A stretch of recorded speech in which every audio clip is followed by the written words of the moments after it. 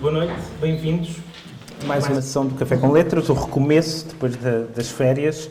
É com muito prazer que recebemos o José Luís Peixoto aqui na Biblioteca Municipal de Oeiras. O José Luís, acho que dispensa praticamente apresentações, mas resumindo, é um rapaz alentejano, das Galveias, a aldeia que ele inscreveu de forma definitiva na literatura portuguesa, nasceu em 1974 e para o ano, em 2020, vão-se assinalar os 20 anos de vida literária do José Luís Peixoto. Aliás, não são os 20 anos, porque ele começou a vida literária antes, no DN Jovem, e aliás foi no DN Jovem que ele publicou uma primeira versão mais curta do Morreste-me, que depois ampliou e foi o primeiro livro dele, publicado em edição de autor em maio de 2000, e no mesmo ano publicou o Nenhum Olhar, que foi o seu primeiro romance, e que no ano seguinte ganhou o Prémio José Saramago. Depois disso publicou mais 6 romances, o último dos quais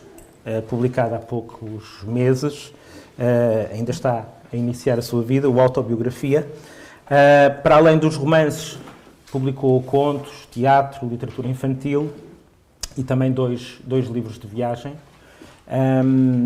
O Dentro do Segredo, que relata uma viagem na Coreia do Norte, e depois O Caminho Imperfeito, que relata a experiência de uma viagem na Tailândia. Não só também tem uma parte americana, mas a viagem da Tailândia. Já ganhou vários prémios, para além do Prémio José Saramago. Não vou dizer todos, mas um dos mais importantes foi o Prémio Oceanos de Literatura de Língua Portuguesa, que é um dos principais prémios literários da lusofonia no Brasil, em 2016, com o romance Galveias.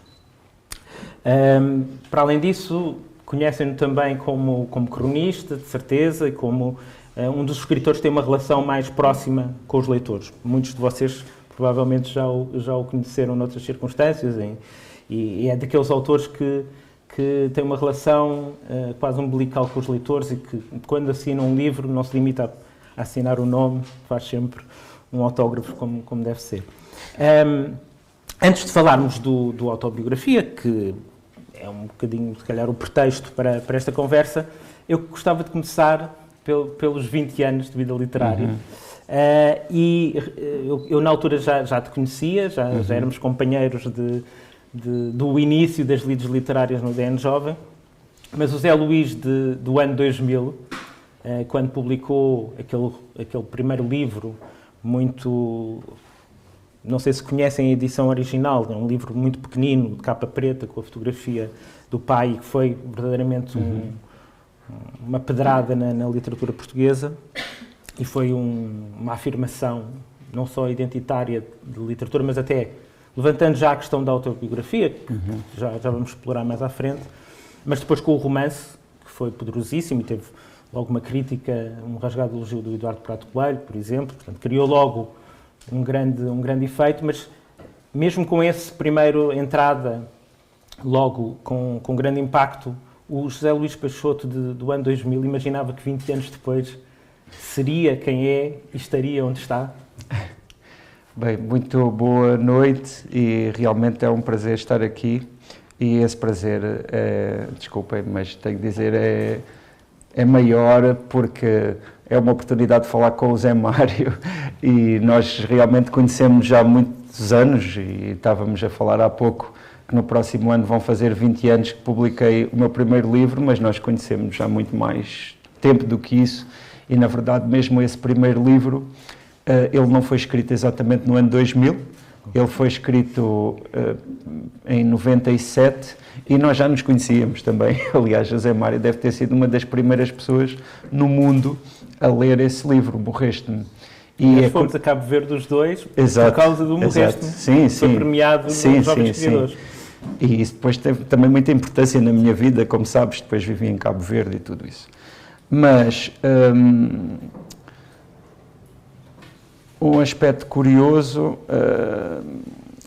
é que, efetivamente, esse livro, Morreste-me, foi muito importante. Na verdade, não foi planeado, não é? Na altura, nem sequer tinha a consciência de que estava a escrever um livro, estava a escrever aquele texto, e eu, porque nós fantasiávamos muito acerca não é, do nosso futuro, porque talvez seja importante explicar um pouco que nós publicávamos textos, o Zé Mário, sobretudo poesia, num suplemento que existia no Diário de Notícias, que se chamava DN Jovem, e que foi muito importante para muita gente, como também foi para nós, e esse suplemento era publicado uma vez por semana e recebia textos e também outro tipo de trabalhos visuais, até de jovens até 25 anos, e para nós era incrível enviar os textos e depois alguns eram selecionados e publicados, até às vezes eram premiados com livros e ao mesmo tempo íamos seguindo uns aos outros. Algumas pessoas que publicaram lá tiveram muita sequência, inclusivamente no mundo dos livros, como é o caso do Tolentino Mendonça, não é? Agora, Pedro Mexia, exatamente, Pedro Mexia, José Eduardo Agualusa, José Eduardo Agualusa, um pouco mais velho do que nós, porque, na verdade, esse suplemento existiu em papel, se não estou em erro, cerca de 18 anos, não é? Começou ainda nos anos 80, mas nós publicámos mais nos anos 90. E então nós, antes de nos conhecermos pessoalmente, que aconteceu quando eu vim estudar para Lisboa, não é? Porque eu vivia no Alentejo, já nos conhecíamos de leitura, não é?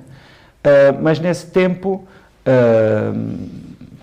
pronto, nós levávamos muito a sério essas edições e essas colaborações nesse suplemento e pronto, não sei se é inocente ou se era, não sei se era inocência ou se era não é, uma grande clarivisão futura, mas fantasiávamos muito, não é, com o futuro da obra que estávamos a construir. E efetivamente, quando eu comecei a escrever esse texto, Morreste-me, eu não duvidava que ia escrever livros. Eu tinha essa certeza absoluta. Aqui agora com pouca... Pronto, não era uma certeza muito modesta, mas era um facto. Eu acreditava que ia escrever livros durante toda a minha vida. Mas sentia que ainda não tinha chegado o momento para não é, me testar não é, na escrita de um texto mais longo. E esse texto surgiu sem essa consciência. Na verdade, depois de o publicar, depois de o escrever e de ter publicado alguns fragmentos ainda no suplemento, ainda durou cerca de uns 4 anos, ou até que eu o tivesse publicado, e a edição que o Zé Mário está a falar... 500 exemplares, não é? Acho que ninguém aqui a conhece, porque efetivamente foi a primeiríssima edição desse livro. Pronto, aqui os pais do Zé Mário que conhecem, mas pouca gente conhece. Porque... Olha.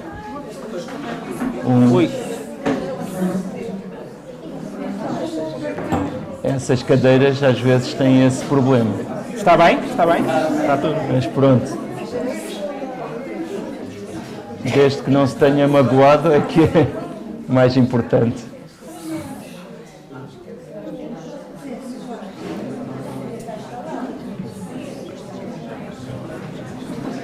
Eu acho que vale a pena amanhã jogar no Euromilhões, porque aqui no meio de todas as pessoas saiu-lhe assim o prémio.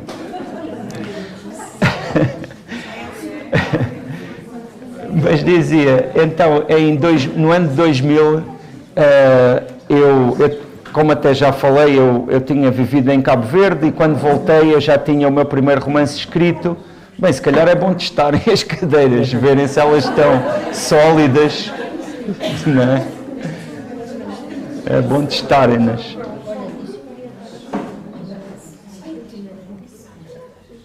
Mas então decidi fazer uma edição, eu já tinha o meu primeiro romance escrito, que se chama Nenhum Olhar, e queria publicá-lo, e queria começar a publicar os textos que tinha escrito em livro.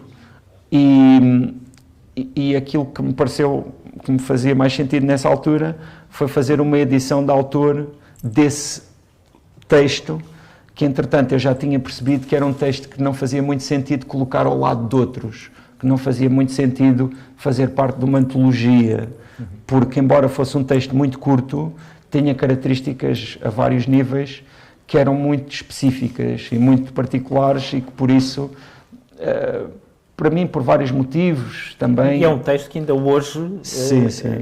Sim, que ainda está vivo, ainda está muito vivo. Ainda há muita gente que te fala dele. Sim, e está disponível nas livrarias. É bastante traduzido. Sim, ainda na semana passada recebi a edição da Arménia. E este ano, já curioso termos falado de Cabo Verde, porque este ano... tem um alfabeto completamente diferente de tudo, não é? Sim, é muito impressionante. Aliás, uma coisa que... Ou seja, estás a ver um livro que não consegues mesmo perceber. Sim. Uma das coisas...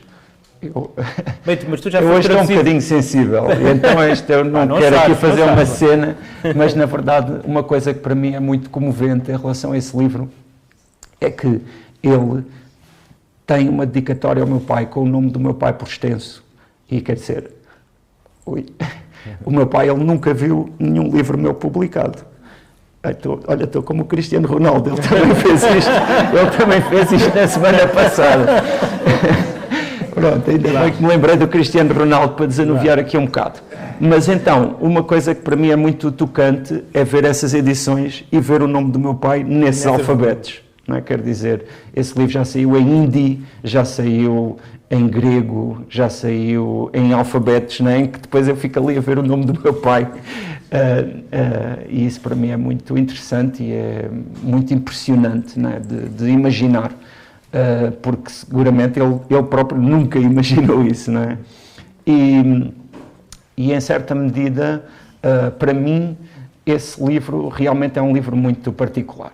E eu hoje, pronto, não tenho qualquer poder de chamar um livro, embora seja curto e tudo isso, mas é muito particular e eu sinto que tudo o que eu escrevi até hoje, e no caso deste livro muito claramente, é marcado por esse texto. E isso não é dizer pouco, não é?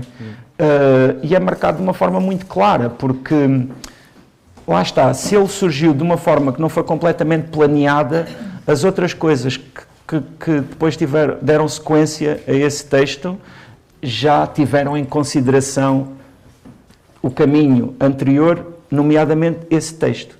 E só para terminar, no caso da relação com este livro, que é curioso porque é um romance e chama-se autobiografia e não é verdadeiramente uma autobiografia, mas tem essa dimensão, que pronto, depois podemos falar sobre ela. Esse livro, que é o Morreste-me, logo nessa primeira edição da autora, tem na folha de rosto, assim em jeito de definição do género, a palavra ficção, que é uma espécie de género, se quisermos chamar assim, anglo-saxónico, não é? Porque quando os anglo-saxónicos, os ingleses e americanos se referem a narrativas, muitas vezes escrevem fiction, não é? Mas é claro que nós em português não podemos ignorar que é o oposto, não é, da autobiografia, e no caso daquele texto é muito marcadamente autobiográfico. E esse que era verdadeiramente autobiográfico, tu chamaste-lhe ficção, e este que é verdadeiramente ficção, chamaste-lhe autobiografia. Exatamente. E porque já nessa altura, com toda a sinceridade, mantinha a opinião que tenho acerca da relação entre autobiografia e ficção. Mas claro que há muitíssimas coisas que mudaram. Hoje, para mim, seria absolutamente impossível escrever esse texto do Morreste-me. É muito distante daquilo que eu escrevo hoje em dia, até daquilo que eu consigo escrever hoje em dia. Mesmo havendo essa distância, hoje, quando voltas a ler o texto, se é que voltas, não sei, sentes que estás a ler o Zé Luís Peixoto, que tinha 20 e poucos anos, quando o escreveu, ainda o que esteve na origem do texto, todo o estado emocional, voltas a ele, é óbvio que já não o escreverias assim, mas de facto essa presença do Morreste-me, como tu dizes, estende-se ao longo em quase todos os romances. Sim. Há qualquer coisa que ecoa desse primeiro livro, não é? Sim. E pronto, para mim é muito claro e eu consigo identificar com muita clareza quais são, não é, as ligações. Estilisticamente já estás muito distante. Sim. Bem, vamos ver, há uma questão aqui muito curiosa, que tem a ver com o facto, não é, da forma como nós nos relacionamos com o nosso passado, não é? E há um outro aspecto aqui também importante, que é o facto de estarmos a falar, quer dizer, o tema do livro é o luto, e no caso é o luto pelo pai. E no próximo ano, em janeiro, passam 24 anos que o meu pai morreu. E então, obviamente, que eu tenho uma relação muito diferente, não é, com a perda do meu pai, do que tinha logo que escrevi e até noutros momentos, não é? De certa maneira, o texto foi escrito ainda em estado de luto. Sim, sim. Poucos meses depois comecei a escrever esse texto. Mas, é claro, o luto é um período, não é, que eu acho que, pronto, é saudável passar pelo luto, é saudável viver o luto, mas também sinto que é saudável a pouco e pouco irmos nos distanciando do luto, não é? E, no fundo, eu acho que o luto é como a morte é muito incompreensível, não é? Porque a morte, há uma expressão que é muito utilizada no livro Morreste-me, que é nunca mais, não é? Never again. E esse nunca mais é muito angustiante e, de certa maneira, para mim, é um aspecto-chave na relação que nós temos com a morte, sobretudo dos outros, não é? Porque há um aspecto que é a morte é, em certa medida, absoluta, não é? Ela, no que diz respeito à questão da convivência, nós nunca mais recebemos telefonemas do outro, nunca mais nos zangamos com ele, nunca mais chegamos a um lugar onde essa pessoa estava e a encontramos lá, nunca mais uma grande quantidade de coisas.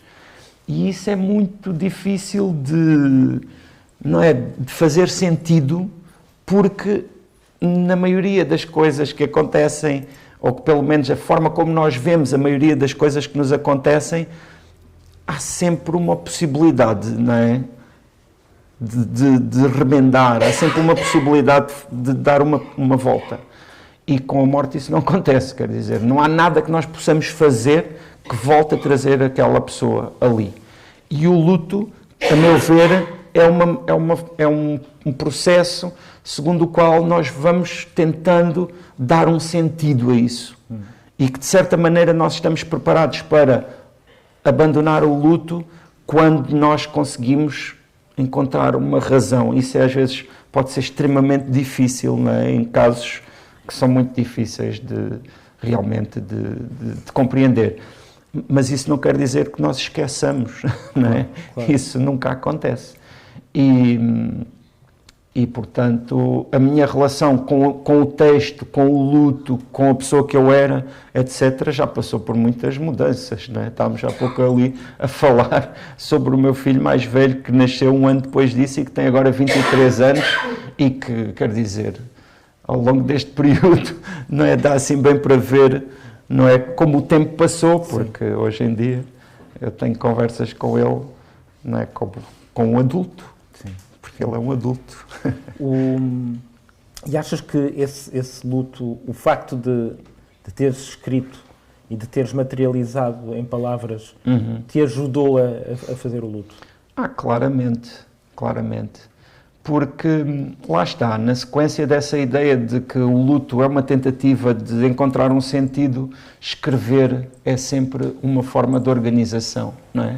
A partir do momento em que nós decidimos escrever sobre algum assunto, temos de decidir como é que vamos começar a escrever sobre esse assunto. Depois temos de decidir como é que vamos continuar. Depois temos de decidir que quantidade de determinado elemento é que colocamos, não é, para ser fidedigno com o que queremos dizer. Portanto, temos de fazer ali uma grande gestão e uma grande reflexão, uma grande organização da matéria em questão.